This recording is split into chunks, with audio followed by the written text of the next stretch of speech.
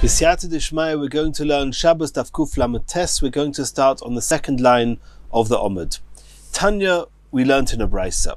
Rabbi Yosi ben Elisha Oimer, Imra Isa Doiro Shetzoris Rabbois Bois Olov. If you see a generation where a lot of troubles are coming to it, Tzei ubedoik b'dayone Yisrael. Go and examine the judges, the Dayonim in Klal Yisrael. Shekol Puronus Shebola Oilam.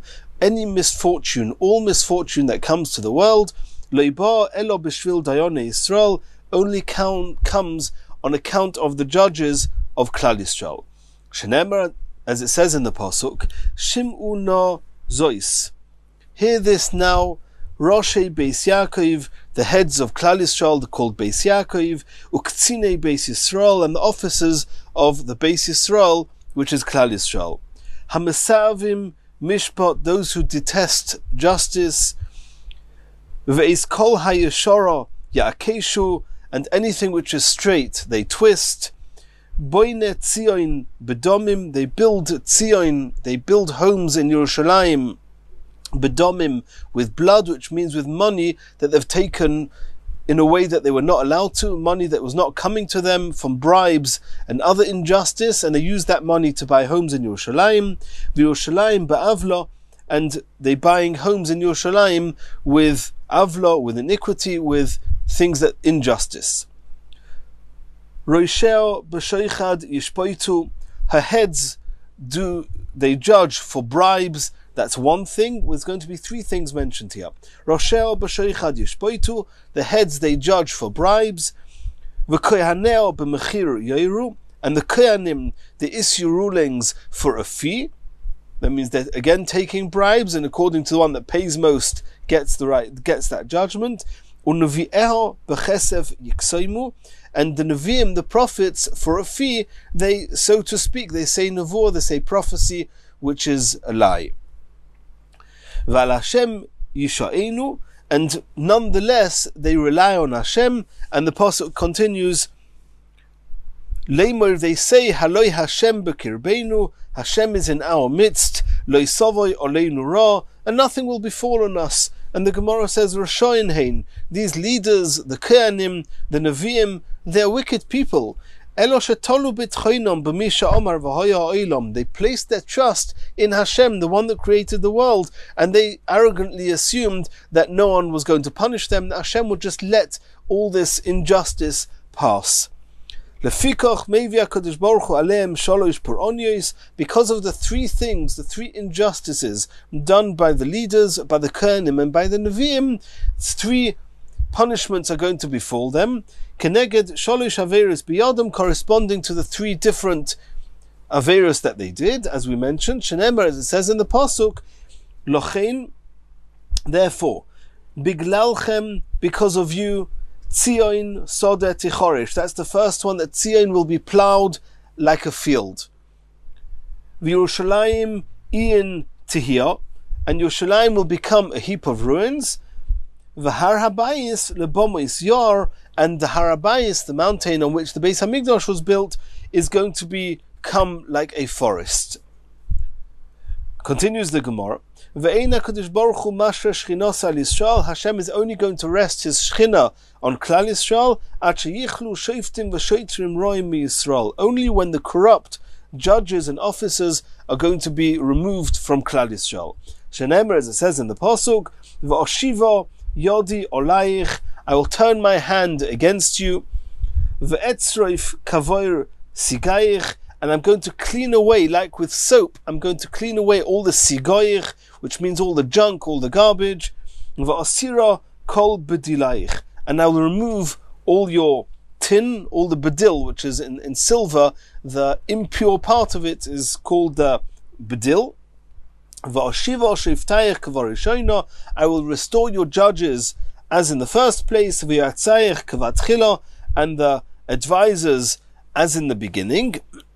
And then the pasuk continues, achrei chen, and after that, yikore loch ir hatzedek kiryon emono, then the city of righteousness will be called a faithful city. That after Hashem is going to return the shoftim, the judges, the rulers are going to be kavarishona, they're going to be straight and ruling justly, not unjustly. Omar Ula, Ein Yerushalayim nifte elo b'tzedakah. Yerushalayim is only going to be redeemed through charity. Shenemar, as it says in the pasuk, Tzion b'mishpat tipodeh, that Yerushalayim is going to be redeemed through justice. V'shaveo b'tzedakah, and those that merit returning to her are going to merit in the merit of charity. Continues the Gemara, Omar of Papa, Ibotla Yehirei, if the arrogant, the haughty and arrogant people will be in his battle, they will disappear. Botli Amgushe, then the Amgushe will disappear. Ibotli Dayone, and if the corrupt judges disappear, Botli Gazirpate, then the Gazirpate will also disappear. And Rashi explains who are the Yuari, who are these haughty people. They are people who have very arrogant type of hairstyles and wear clothes that are very haughty and arrogant. And the Amgushi that will disappear when the haughty people disappear, they are those people who hate us, who cause us to be hated, and we'll soon see who they are. And when the corrupt judges disappear, then the Gazirpate will disappear. These Gazirpate, they are the policemen of the Goyim, those that oppress Klal Yisrael. And the Gemara is now going to explain. I botla yehira botla amgushe, when the arrogant disappear, the amgushe will disappear. Where's that learned from? The Chsivit says in the pasuk, V'etzroif kavoir sigayich. The literal translation is that Hashem is going to turn away with soap all the junk, all the sigim. But what it means in this context, sigayich also is the term of haughtiness, of making big. It's the people that are haughty. When Hashem is going to wash them away, then the pasuk continues, V'osira kol bedilayich. The bedil is the impure part of the silver. That's the literal translation. Over here the Gemara is saying that it means bedil is from the term of lahavdil, those that make a separation, those people that separate those that cause the separation between the Rishoyim in Klal Yisrael and Hashem, then they are going to be removed. And that's what it says here, that when the haughty get removed, then these Amgushi are going to, which are these Rishoyim, will also get removed. Ibotlo dayoni botle gazirpate. What does that mean? That when the judges disappear, then these gazirpate are also going to disappear. Tichsiv, as it says in the pasuk, Heisir Hashem mishpotayich, and then pino oyeveich, that Hashem is going to remove your judgments, which are these judges that are the arrogant judges and the judges that are judging without justice. Then pino oyeveich, Hashem is going to turn away all your enemies. Continues the Gemara. Omar Reb Melai mishum Reb Elazar b'Reb Shimon. It says in the pasuk, Shovar Hashem Matei Rashoim Shevet Moishlim. Hashem is going to break the staff, the sticks of the wicked, and the rod of the rulers. Who are they? Says the Gemara, Shovar Hashem Matei Rashoim. Who's the stick of the Rashoim? Elu Dayanim. These are the Dayanim that instead of holding steadfast and not budging from justice, Shenasu Makil Lechazoneim, they become the tools that are used by the officers, where the officers manipulate the Dayanim to do an injustice. And these Dayanim that fall for that, then the Dayanim are not more than the staff, than a stick in the hands of the Rashoim, and they will be removed. Shevet Moishlim, when it says that Hashem is going to break the Shevet Moishlim, the rod of the rulers, who are they? Elu Talmidei Chachomim shebemishpachos hadayanim. These are the extended family who happen to be learned people of these corrupt judges. And they are the ones that help these judges, the corrupt judges, get appointed. And when the judges make the injustice and the bad rulings, then these Talmidei Chachomim, so to speak, will try and cover up and explain those rulings. And therefore, these Talmidei Chachomim, they are not more than the Shevet Moishlim, the rod of the rulers, and they are also going to be broken. Marzutra Amar. Marzutra says, no. Elu Talmidei Chachomim shemelamdim hilchos tzibur ledayonei bur. It's not referring to the Talmidei Chachomim that are helping the corrupt judges have their place. No, it's talking about the Talmidei Chachomim that teach to dayonei bur, to ignorant To ignorant judges, they're teaching them how to rule the public, the Dayonei Tzibur, the Hilchos Tzibur, and then these judges, being they're ignorant, they're going to rely on the few rulings that they've been taught by these Talmidei Chachamim, and ultimately they will judge a whole load of other rulings that they have not received from these Talmidei Chachamim, and make their own assumptions, their own decisions, and will cause corruption. And therefore, these Talmidei Chachamim, they are held responsible for that. They should never have taught these unlearned judges any of these halachas, and therefore these these Talmidei Chachamim are going to be broken away. Omer Belazar ben Malai mishum Rish Lakish. It says in the pasuk, Ki chapehem negoyalu badam, that the hands have been dirtied with blood, and their fingers have been dirtied with sin.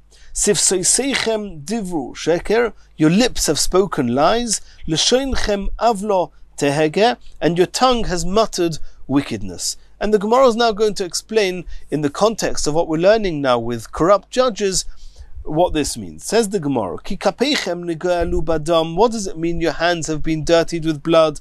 Eilu hadayonim, these are the corrupt judges, where if one takes, the Gemara says in Baba Kama, if you take against the halacha even a single pruta from one person and you give it to another person, you've robbed somebody of a single pruta. It's as if you've taken away his blood. He worked hard for this money. Taking a pruta is like taking his nefesh. So these judges who are corrupt, they are dirtying their hands with blood. Who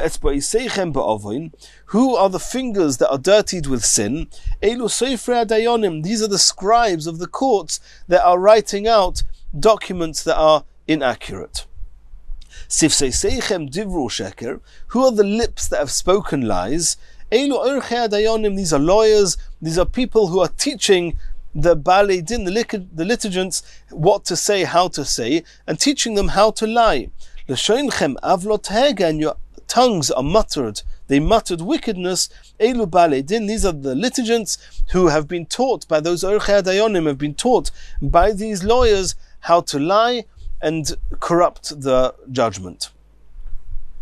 Continues the Gemara, and this Gemara is not really connected with the previous Gemara, it's just, we mentioned before, a Rabbi Milai, so now we're quoting another halacha from the same person. V'omer Rabbi Milai mishum Rabbi Yitzchak Migdalah.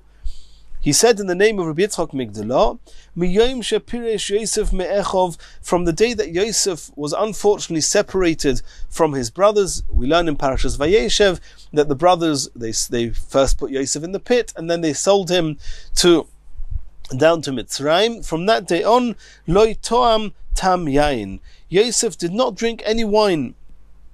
Dechsiv, as it says in the pasuk regarding Yosef HaTzadik, it says ulekod koid, that he was the head nazir echov, which literal translation means that he was exiled, he was separated from his brothers.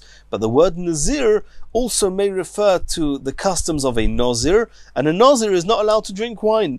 Ulekod koid nazir echov, he was the one that when he was separated from his brothers, he took upon himself the customs of a nazir.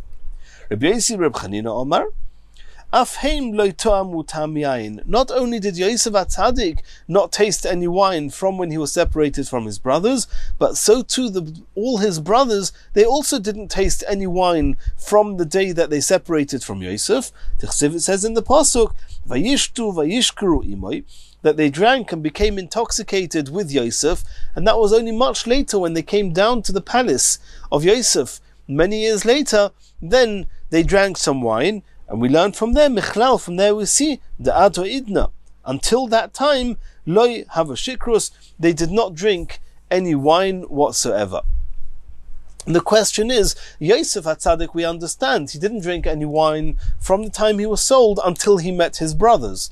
He knew that they were his brothers, but the brothers at that time, when they drank the wine, they did not yet know that they had met up with Yosef.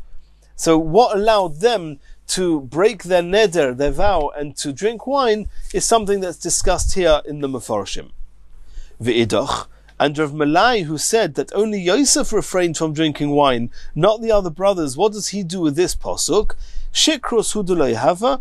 He says that from the time they were separated from Yosef, they did not become intoxicated. Shsiyam hava, but they did not refrain from drinking wine. Only Yosef was the one that refrained from drinking wine. Continues the Gemara. Va'omer of Malai, another quote from the same Rabbi Malai. In the merit that Hashem testified regarding Aaron HaKohen. Moshe Rabbeinu was concerned when Hashem gave him the job to go and redeem Klal Yisrael from Mitzrayim. He was afraid, I've got an older brother, Aaron HaKohen. He's going to be upset when he feels that I was given the job and not him. Hashem says, I can testify when Aaron HaKohen is going to see you, he's going to rejoice in his heart, which is a tremendously high madrega. In that merit, Zacha Aaron HaKohen, who was the Kohen Gadol, he merited L'choishen HaMishpat Aliboy, to wear the Choishen Mishpat, which was the breastplate with the Urim V'Tumim in, and he wore that as a Kohen Gadol in the Mishkan, and he deserved to wear the breastplate on his heart because his heart was so happy for the fact that his younger brother was given the job of saving Klal Yisrael. And now the Gemara continues with a halacha back to Ohel, making a covering on Shabbos, and with that another few halachas are going to be discussed. Says the Gemara, Sholchu le b'nei Bashkar leLevi. The people of a place called Bashkar, they sent to Levi the following three questions. Kilo mahu. What's the halacha regarding the canopy we discussed? Is one allowed to cover over and erect this canopy on Shabbos? The second question they asked, Kshusa bekarma mahu. We know there's a halacha, in a kerem, in a vineyard, one is not allowed to plant other vegetables. However, an ilon, a fruit tree, a tree one's allowed to plant there.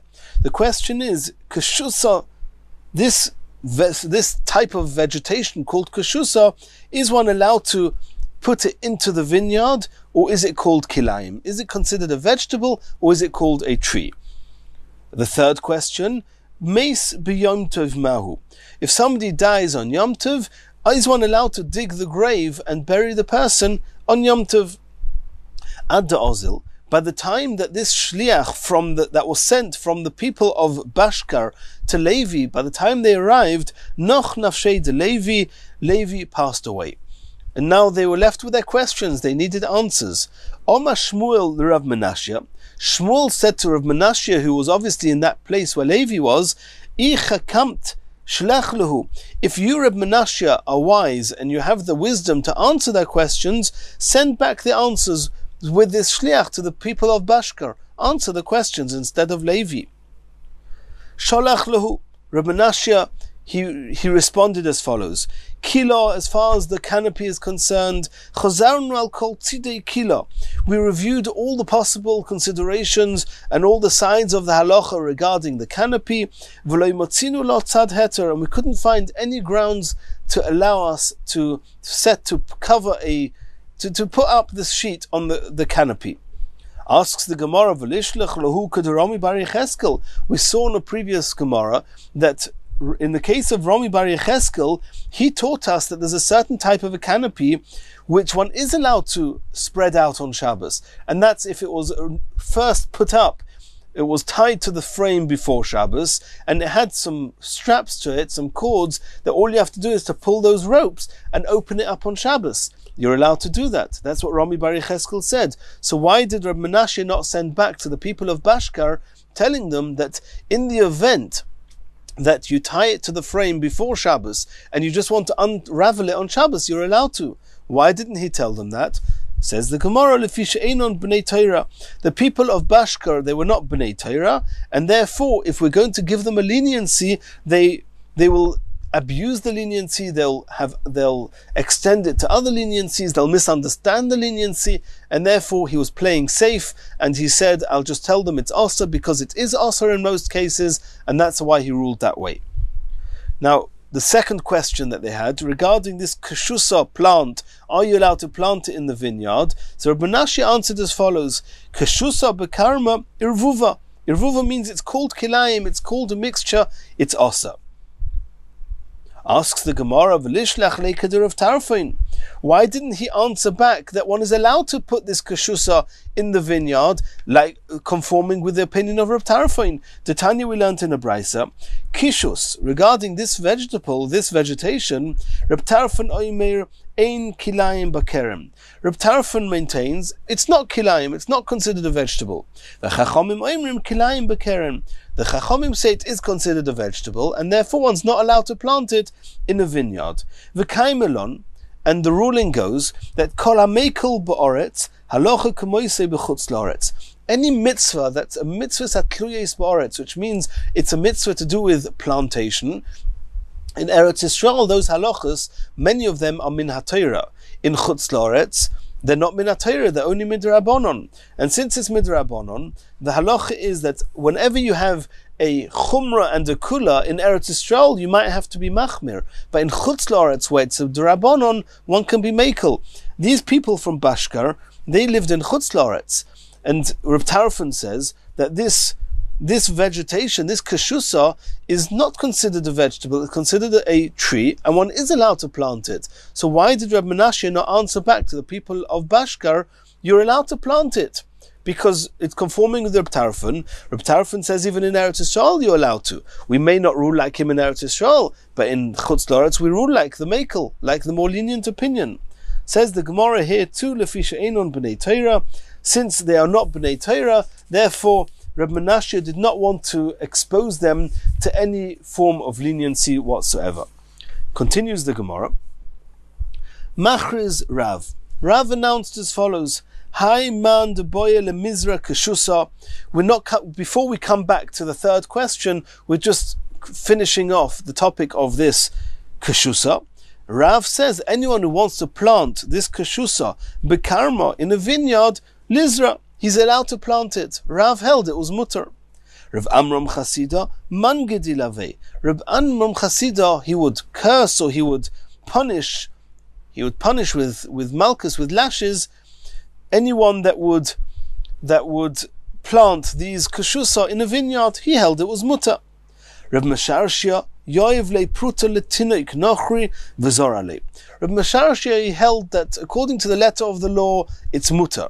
However, people are going to see him planting this kashusa, and they're going to make the wrong conclusions. They're going to think one can plant anything in a vineyard. They're going to make a mistake. Therefore, he wanted to make an distinct difference and make it clear that this is not a regular ruling. So what he did was he paid a coin, a pruta, to a non-Jewish child, and he told that child to print this to plant this kashusa in the vineyard. Asks the Gemara of Litin Leiletinik Yisrael. You want a child to do it? Let a Jewish child do it. Why do you have to give it to a non-Jewish child? Says the Gemara, Osi Misrach. If you give it to a Jewish child, he's going to plant kashusa in the vineyard. Then when he becomes an adult, he's going to continue planting things in the vineyard, and he's going to come to transgress an Aveira.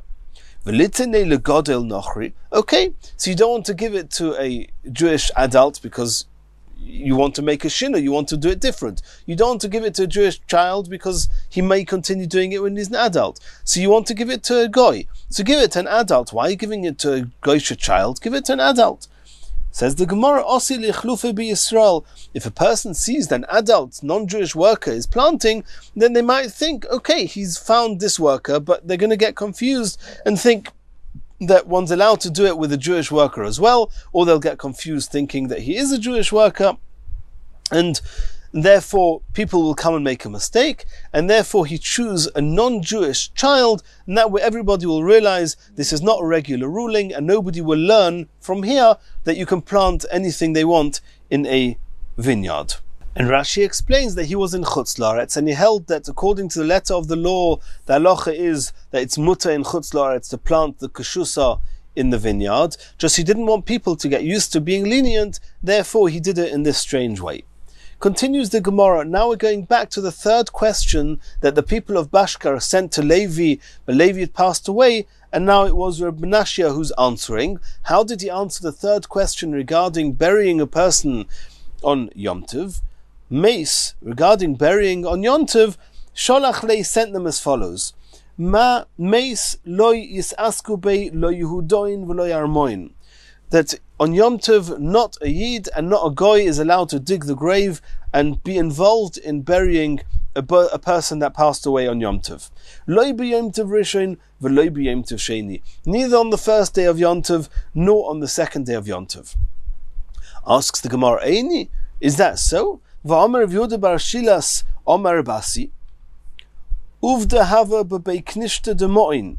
It happened in the Beis HaKnesses, in the shul of Mo'in, b'Yom Tov asamuch l'Shabbos, and it was Yom Tov that was close to Shabbos. And he says, V'lo yodano, and I don't remember, I milifnei, I milachrei, I don't remember if the Friday was the Yom Tov, or the Sunday was the Yom Tov, but either way, it happened in that shul in Mo'in, where there was this person that had passed away, V'osu l'kameidu Rabbi Yochanan, and they came to Rabbi Yochanan and said, what shall we do? V'omalu, Rabbi Yochanan said, Yis'asku be amomin, let the goyim get involved with the burial and dig the grave and bury him. V'omar Rava, Rava also said, Meis b'Yom Tov Rishon, Yis'asku be amomin. If on the first day of Yom Tov somebody passes away and you don't want to wait till there's 2 days Yom Tov and then only after that you're going to bury him, it's inappropriate to leave a dead person not buried for so long. So if he died on the first day, then the goyim can be engaged in the burial. B'Yom Tov Sheni, if on the second day of Yom Tov, which is somewhat more lenient, somebody passes away, then even Yisrael is allowed to bury him. Even on the second day of Rosh Hashanah, where the second day of Rosh Hashanah has certain stringencies and certain halachas we'll learn about in Masechas Beitza, that in certain halachas, the second day and the first day is considered one long day. Nonetheless, regarding burial, on the second day of Rosh Hashanah, even a Yisrael is allowed to bury him. On the first day of Yom Tov, there a Goy should bury him. Masha ein kein bebeitza. But regarding a beitza, that's what we mentioned in Masechas Beitza, that if an egg was laid on Rosh Hashanah, even though an egg that's laid on one day of Yom Tov is allowed to be eaten on the other day of Yom Tov, on Rosh Hashanah that's not the case. If an egg is laid on the first day of Yom Tov, it's not allowed to be eaten even on the second day of Yom Tov, but that's only regarding the egg. But regarding burying this person that passed away, one's allowed to bury him on Yom Tov. And this is contrary to what Rabbi Menashe answered to the people of Bashkar and told them that no one is allowed to be involved with the burial. Says the Gemara, Lefisha Einon B'nei Torah. Because, again, as we saw before, the people of Bashkar were not B'nei Torah, and therefore if one gives them any leniency, they're going to misunderstand it and take it to the wrong places, and therefore he told them no one is allowed to be engaged in the burial. And this that we said before, that it wasn't clear if in the case of Rabbi Yochanan, that he allowed the Goy to bury this person. It wasn't clear if Yom Tov was on Friday or on Sunday, so the discussion was the person died on Yom Tov. If the Yom Tov was on the Friday, then they knew that if they're not going to bury him on Friday, then they're going to have to wait till after Shabbos, because on Shabbos you certainly cannot bury him. And therefore it was 2 days, Rabbi Yochanan said, a Goy can bury him. If Yom Tov was on Sunday, then the question was, this person passed away on Shabbos, and they couldn't bury him on Shabbos. If they're not going to bury him on Yom Tov, they're going to have to wait all the way till Monday to bury him. That's too long to wait, and therefore Rabbi Yochanan said that a Goy is allowed to bury him. Continues the Gemara. We started this sugya, the questions that the people of Bashkar sent to Levi, regarding the canopy. We're going to continue learning about the canopy. Omer of Ovin bar Rav Huna, Omer of Choma bar Guria. Mis'ateif odom bekilo, a person is allowed to wrap himself up, bekilo with a canopy, ube kaser, with its strings. We know that a canopy typically has straps or strings with which the canopy is tied to the frame, and this person, you only need those straps when you're using the canopy to be draped over a frame. When you're wearing the canopy as a robe, you don't need those straps. The question is, are you allowed to wear it on Shabbos? So we saw here, you're allowed to wrap yourself up with this canopy, even though the strings are there. And you're even allowed to go into Rosh Hashanah. You do not need to be concerned that the strings that you're not using, you don't need them for this, what you're trying to do with it. You're wrapping yourself around, you don't need these straps. It's not considered a burden, it's not considered you're carrying the straps. We have to understand why. Ma'ishno mid Rav Huna, the Gemara asks, why is it different to the case of Rav Huna? The Omer Rav Huna Marav, Hayotze betalis she'einei mitzuyeses keilchosa b'Shabbos. If somebody has a four-cornered garment and he doesn't have the strings that are halachically attached, the tzitzis, on all four corners, but he has some strings attached to them, is he allowed to go out with such a talis, with such a cloak on Shabbos? So Rav said that chayev chatos, if you go out with this, you're chayev chatos, because you're allowed to go out with the cloak. There's an issue with it. Are you allowed to go out with this cloak without the tzitzis? But as far as Shabbos is concerned, the cloak is not considered a burden. It's considered a garment. That's not called carrying on Shabbos. But regarding the strings are not needed. They're not serving the garment in any way. They're not serving the person in any way. It's called carrying to the extent that it's chayev chatos. So why is that different to the straps of the canopy that you say on mutter? Says the Gemara, tzitzis legabe talis chashivi. Tzitzis relative to the cloak, they are significant, and therefore lo beteli, they are not bottle. They have significance, and since they do not serve the person or the cloak, it's considered a burden, it's considered carrying it. Why is it significant? Number one, because you probably want to add more strings, you want them to be there. Number two, they have the tcheles, which was significant in its own right, the blue strings, the tcheles strings. However, but the strings attached to the canopy, lo chashivi, there's no significance to them whatsoever, ubeteli, and they're just bottled to the cloak, and it's just as if they're non-existent, we just ignore them. Continues the Gemara. We mentioned in the sugya previously regarding suspending a strainer on Shabbos, on Yom Tov, and we said, according to the Chachomim, you're not allowed to suspend the strainer, not on Shabbos, not on Yom Tov. And now the Gemara is going to discuss a case regarding Yom Tov that you are able to suspend a strainer onto the barrel. Says the Gemara, Omar Rabba bar Rav Huna, Marim Odom al hamashameres b'Yom Tov litles borim moinim. A person can do a type of a scheme, a type of ha'aroma, like, so to speak, and like a loophole, because you're not allowed to put a strainer onto the barrel on Yom Tov, as we saw.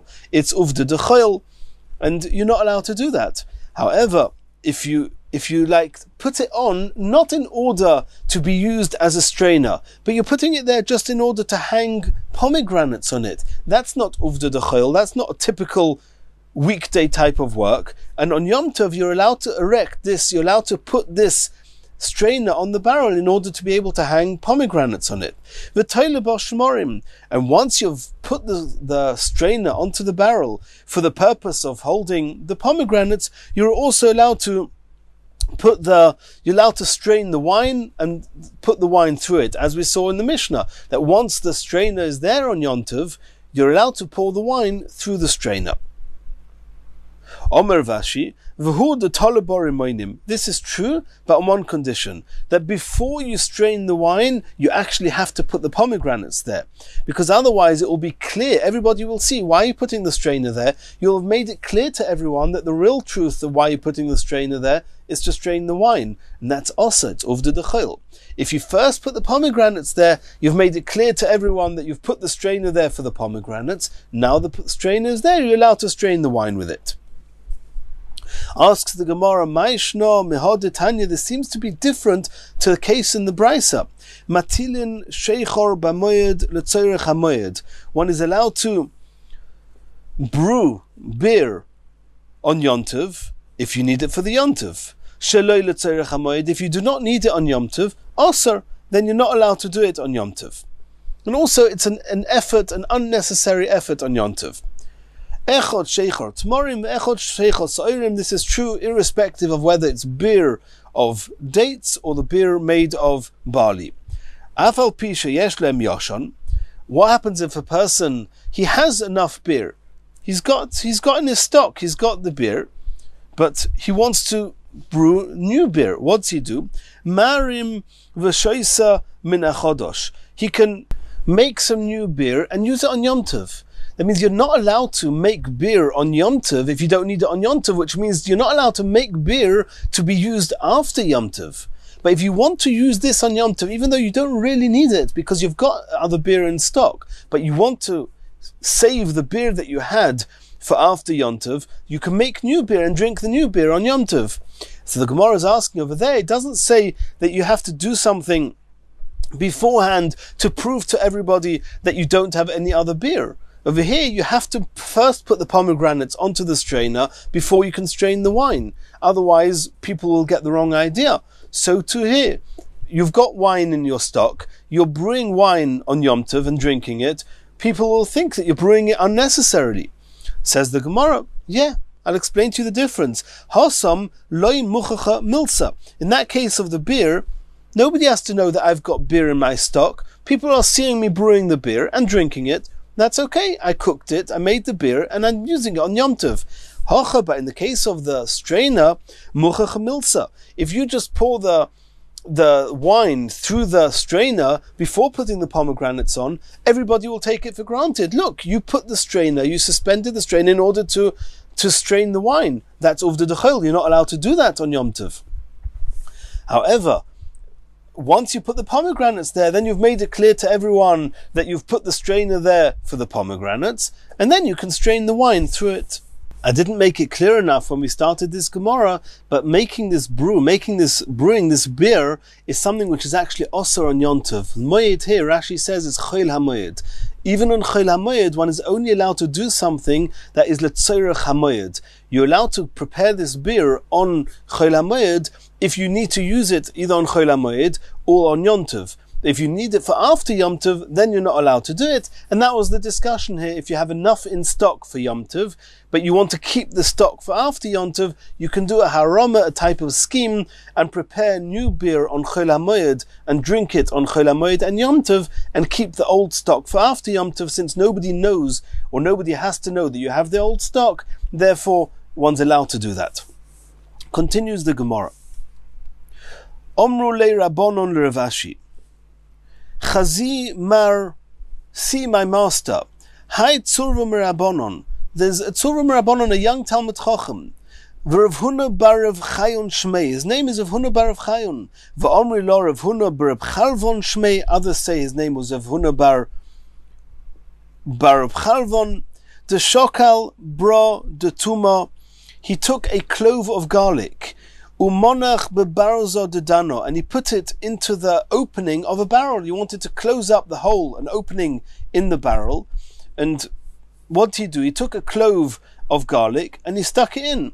V'omer, and he said, Latsnui kamechavna. My intention was just to hide away this clove of garlic, not to stop up the barrel, because stopping up this barrel was also to do that on Shabbos. You're not allowed to fix a barrel on Shabbos. So over here he's saying, no, I was looking for a place to store this clove of garlic. And that's also a type of harama, a type of scheme in a similar context to what we saw in the Gemara before. Continues the Gemara. V'ozil v'noim, that this tzurva merabonon that we're talking about, he went v'noim b'maboro, he went to sleep on a type of a boat on Shabbos. V'ovar lahach gisa, and whilst he was asleep, the guy that was the captain of this boat, he crossed to the other side of the river. V'sayer peira, and he went there, and this Talmud Chacham was watching his fruits, his fields or his produce he had on the other side of a river. You're not allowed to cross a river on Shabbos. V'omar, but he said, no, I didn't cross the river. Ano lemeinam kamechavna.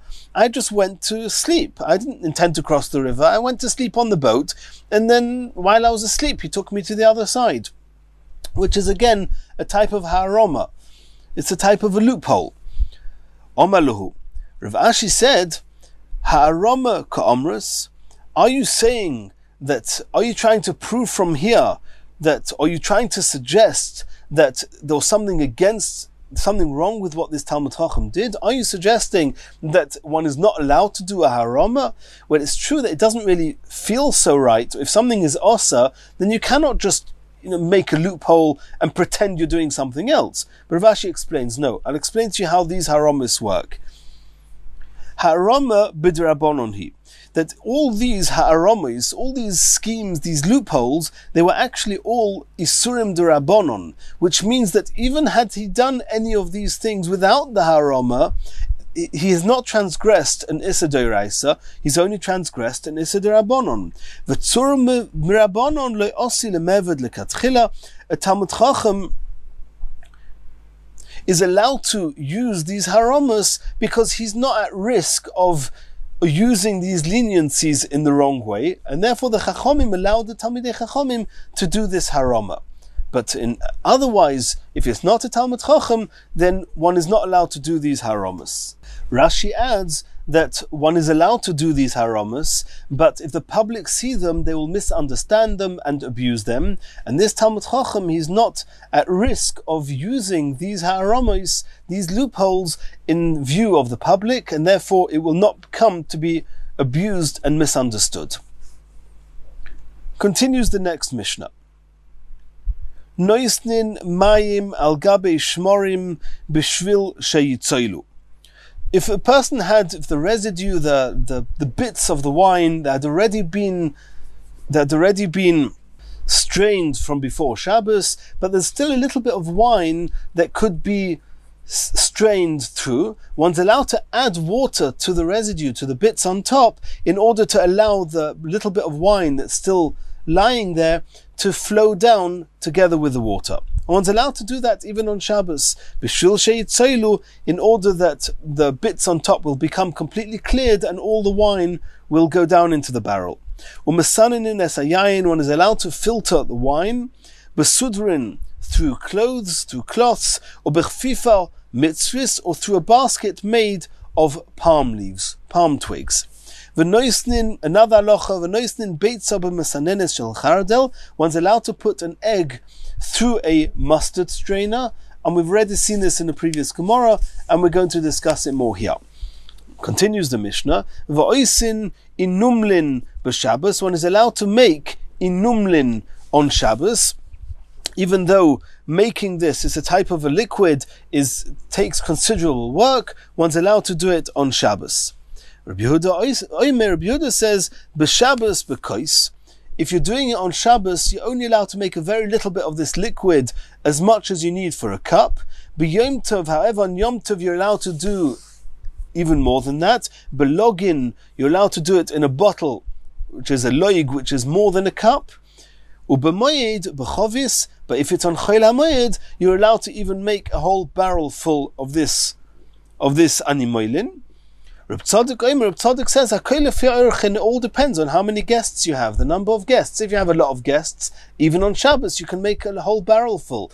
If you don't have any guests and you only need a cup, then even on Chol HaMoed, you're only allowed to make a cup full. Says the Gemara, Omar Zeiri. Noisein Odom Yain Tzolul, a person is allowed to put clear wine, Umayim Tzlulin, and clear water, Letoich HaMeshameres b'Shabbos, he's allowed to put it through a wine strainer on Shabbos. He does not need to be concerned of Chilul Shabbos. Even though we saw in the Gemara in Daf Kuf Lamed Ches that straining wine is a malacha, it's either similar to Boira or similar to Meraked, but if the wine is already clear, or the water is already clear, and it could have been drunk as it is without putting it through the strainer, and therefore, for all intents and purposes, putting it through the strainer is useless, and you're allowed to do it on Shabbos. Aval achurin loy. But if the wine is not clear, then putting it through the strainer is actually is straining the wine, and that's a malacha. You're not allowed to do that on Shabbos. Asks the Gemara Meisvei, Reb Shimon ben Gamliel Omer, Toireid Odom Chovius Shel Yayin Yeino Ushmoreo. A person is allowed to stir together a barrel of wine, mixing together the wine with all the bits inside the wine. V'noisen etoicha meshameres b'Shabbos, and then even though it's all mixed up, you're allowed to put it into the strainer on Shabbos. Ve'eino choshesh, there's no problem of chilul Shabbos. So you see in this brisa, you're allowed to strain wine on Shabbos. How does that conform with what Zeiri said, that you're only allowed to strain clear wine, not murky wine? Answers the Gemara, Tirgumot Zeiri. Zeiri interpreted this brisa of Reb Shimon ben Gamliel as follows. Bein hagitois shonu is talking about the wine that was drunk while they were still working in the wine press, and all the barrels of wine and all the wine while at that stage they're all murky, none of the wine is clear, and therefore everybody there was drinking that wine in a non-clear state, and therefore again it wasn't necessary to put the wine through the strainer, and therefore putting it through the strainer does not involve Chilul Shabbos. Continues the Gemara, Mesaninin esayayin besudorin, one's allowed to filter the wine through cloths. Omer of Simi bar Achia, Rav Simi bar Achia said that there's a disclaimer, there's a condition. Ubilvad shelo yaseh guma, one's not allowed to make a hollow in the cloth. Typically during the week, one would make a hollow in the cloth and then pour the wine into the hollow in the cloth. That one is not allowed to do on Shabbos. You just have to pour the wine onto the cloth and then just allow by default, when you pour the wine onto the cloth, it will make a dent, it will make a hollow. But you're not allowed to go and make that hollow. And Rashi explains there's two reasons why you're not allowed to make this hollow. Number one, you might come to squeeze the cloth, it's tzaychet. And number two, it's similar to what you do in the weekday, it's uvda dechel. Continues the Gemara. Ubechfifa mitzris. We saw that one's allowed to pour the wine, one's allowed to filter the wine through a basket made of palm twigs. Omer B'chia bar Ashi Omer Rav. It was said in the name of Rav.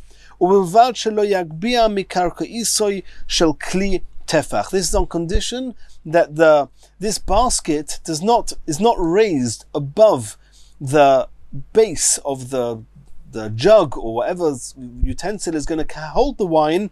If this basket through which you're straining and filtering the wine must not be a tefach above the base of the container. Why? Because it's making an oihel. We know that one of the halachas of oihel, of making a covering, making a roofing, is that you have an airspace underneath the roofing of a tefach.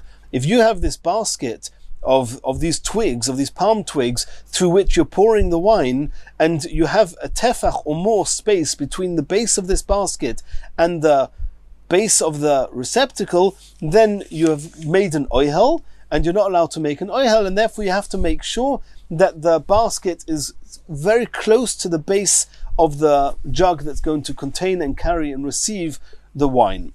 Continues the Gemara, Omar Rav, Hai Proinka, which is a type of rag that they would use to cover a barrel. Apalge de kuba shori. One's allowed to place it on half of the barrel's opening. Akule kuba osur, but it is also to cover the entire barrel with this rag. And here again, the reason is because if you cover the entire barrel, it's as if you're making an oihel, a covering, a roofing, and one's not allowed to make an oihel on Shabbos. Continues the Gemara, Omer of Papa, Lo niadok inish tziniyosa bepume de kuzne de chavita. A person is not allowed to put a very tightly packed with straw or wood chips on the mouth of the jug. The jug that they would pour the wine from the barrel, then one's not allowed to put onto the mouth of this jug. You're not allowed to put tightly packed straw or other wood chippings, because it looks like a filter and it looks like that you're straining the wine, and therefore it's awesome. It appears like a wine strainer. Another halacha, the bear of Papa, shoafu shichro mimono lemono. In the house of Rav Papa, they would pour the beer very slowly from one vessel to another vessel, in the hope that as you're very slowly pouring off the beer, the bits that you don't want will stay in the first vessel, and only the clear beer will pour into the next vessel. When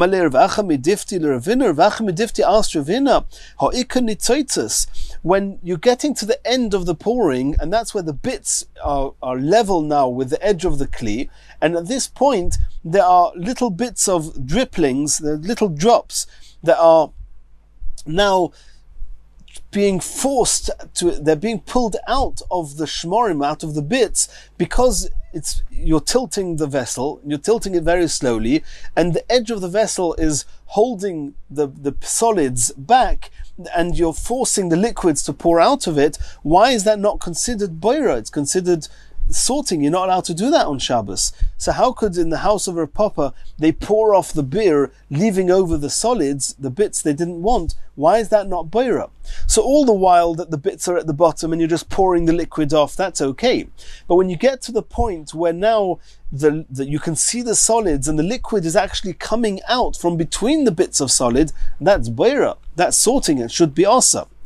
So Ravina answered, Nitzoitzes lebeir of Papa loichas shivi. In the house of Rav Papa, there was no concern. As soon as it came to the last bits, these little drops of beer that were left over, in the house of Rav Papa, it was insignificant. They would throw it out completely together with all the bits. They wouldn't be trying to sift out the drops from between the bits, and therefore there was no concern of boira.